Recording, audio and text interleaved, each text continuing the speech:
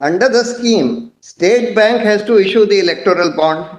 So State Bank has a record of who has purchased which electoral bond. Now, of course, the bonds are bearer bonds. They are freely transferable. So suppose I purchase the bond, State Bank will know that yes, I have purchased this bond.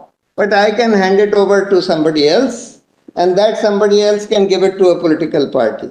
The political party also may not come to know who has donated. Political party, it's open for a political party to say that, well, we opened our office in the morning and we saw these 100 crores of electoral bonds lying under our door. We deposited these electoral bonds. We don't know who has given them. But that match of who purchased this electoral bond and which party encashed this particular electoral bond, that match, if at all, it can only be done by the State Bank, which is a Government of India institution. Of course, State Bank is also effectively prohibited from disclosing it.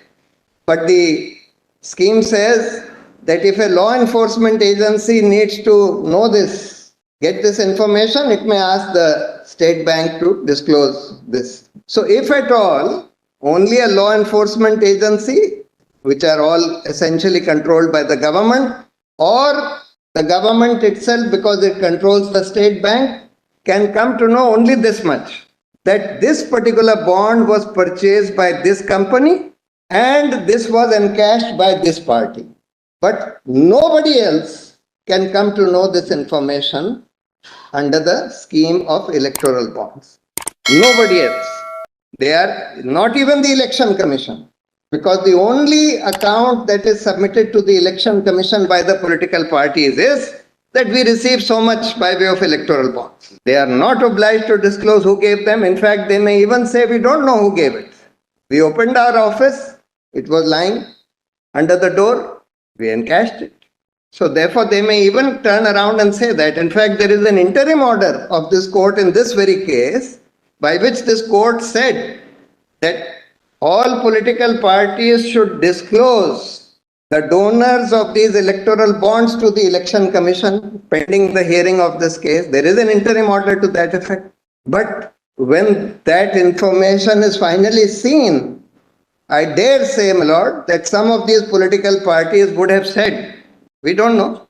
Now, prior to the amendment of 2016, this is important for the reason that when I make my argument as to what this slew of amendments has done, it has, on the one hand, my lord, introduced an opaque instrument by which nobody can come to know other than the government. It is only the government who may be able to come to know as to who has contributed to whom, because these are bearer bonds. So therefore, all that the political party will disclose in their accounts would be that out of the total contributions that they have received, donations that they have received, they have received 500 crores by way of electoral bonds. That they have received total 700 crores, out of which 500 crores are from electoral bonds. That's all.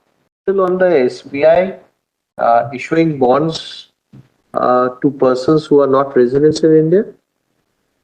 Yes, the requirement is that they have to give a KYC, whoever purchases electoral bonds.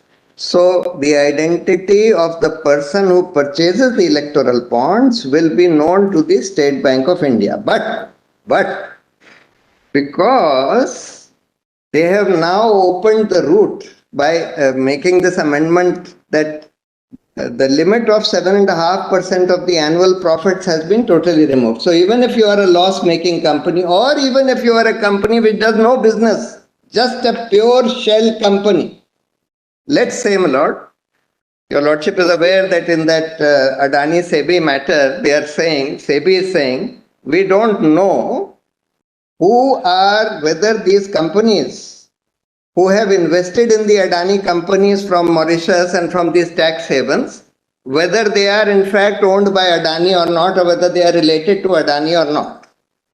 Now it is open to any of these companies to set up a subsidiary in India and donate to any political party of their choice any amount even if it's a pure shell company, which means no business, no profits, just an amount is received from its parent company, which is registered in a tax haven, and that amount is given to a political party. In our written submissions, my lord, mentioned that we are challenging in our petition also, we are challenging the amendments brought in FCRA by the Finance Act of 2016. So first, my lord, in 2016, and the issue about whether they could have been brought through the Finance Act or not, I am not pressing right now, though we have taken that issue in our petition.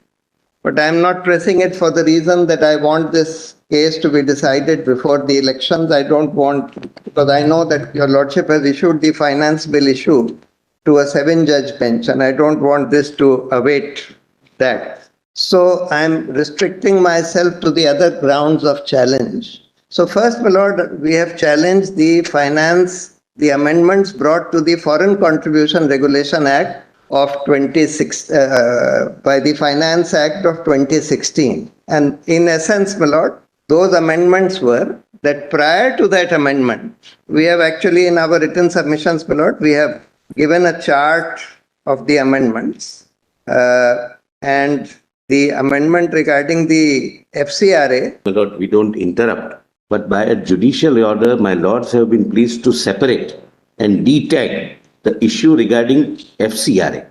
There is a judicial order passed by your lordships. No, my lord, So, Lord, he has started with that, my lord. Therefore, it's I am just pointing out what we have challenged in this petition. If your lordship just sees, in this petition which is before your lordship today, we have challenged the amendments made to the FCRA also by way of the Finance Bill of 2016.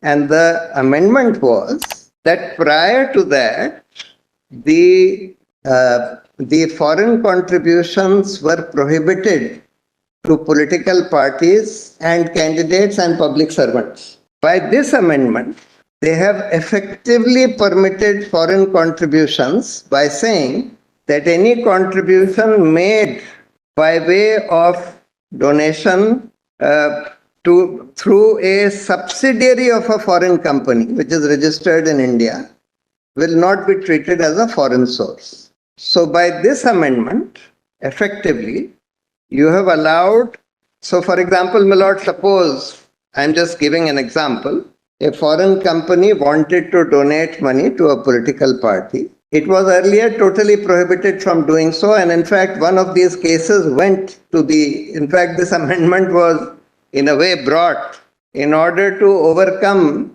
a judgment of the Delhi High Court, by which the Delhi High Court held that both the BJP and the Congress party had received foreign contributions through a subsidiary of a foreign company. At that time, it was Sterlite, which was a subsidiary of Vedant Resources, which was a UK-based company. And they said that therefore appropriate action should be taken against these political parties. To overcome that, my lord, a retrospective amendment was brought through the Finance Act into FCRA by saying that if the donation is made by a subsidiary of a foreign company, in that case also that was a subsidiary, Sterlite was a subsidiary of Vedant Resources UK, then that will not be treated to be a foreign source. So this is the amendment which has been brought, and we have mentioned this, my lord, at page 10 of our written submission. That has, strictly speaking, no relevance to the challenge on the electoral bond scheme. True. But I am only saying that. Which is perhaps why the solicitor mentioned that. Yes, but that has been my lord, detagged. That issue was detagged. Segregation of 3 cases. 31st of January 23 order. Your lordships, my lord, were pleased to segregate. In this, my lord, the original amendment of brought in by the Finance Bill of 2016 to the FCRA has been challenged. All right. What is the next challenge in your petition? We'll just at least have a broad purview and then we can go on to the... Yes. So the challenges are all in this chart, if your lordship just sees. Page 10. So first is the amendment made to the Representation of People Act. Earlier, my lord, the Act said 29C. On the left side is the original and the right side is the amended. Contributions to political parties are exempted at both ends. That is, it's exempted at the end of the party which receives the donations from tax, and it is also exempted at the end of the donor. That is, the donor can claim an exemption by way of the donations that they have given to a political party. Now, your lordship will see the amendment. I have highlighted the relevant part. Provided that nothing in this subsection shall apply to contributions received by way of electoral bonds. So therefore, the reporting requirement as to who has donated to you in excess of 20,000, which was earlier there, has been removed for donations received through electoral bonds. This is the first amendment to the Representation of People Act. Then they amended simultaneously the Companies Act. All these amendments were brought in through the Finance Bill of 2017, Finance Act of 2017. Now the Companies Act. So there was a limit, there was a cap of 7.5% of last 3 years average profits on the amount of corporate donations that any company could give to a political party. That proviso has been omitted by this amendment. So this is another thing other than electoral bond. Simultaneously, Lord, a slew of changes were made. One was, and all these have been challenged in our petition. So earlier the requirement was that you have to disclose which political party you have donated to. Now, my lord, in the amendment, they say, now, after the amendment, all that they have to disclose is the total amount, not the donee political party. They don't have to disclose which is the political party to whom they have given these electoral bonds. Earlier, there was a requirement to disclose that. Then, Income Tax Act, this has also been amended by this. There was a requirement in the Income Tax Act that every political party should maintain accounts of where they have received the donations from, who has given them the donations. Now, by the amendment, it says, so again, the requirement of keeping a record is omitted for electoral bonds. And then, my lord, D. So everywhere, my lord, electoral bonds have been not only introduced, they have been exempt from disclosure under the Companies Act, under the Income Tax Act, under the Representation of Peoples Act, etc.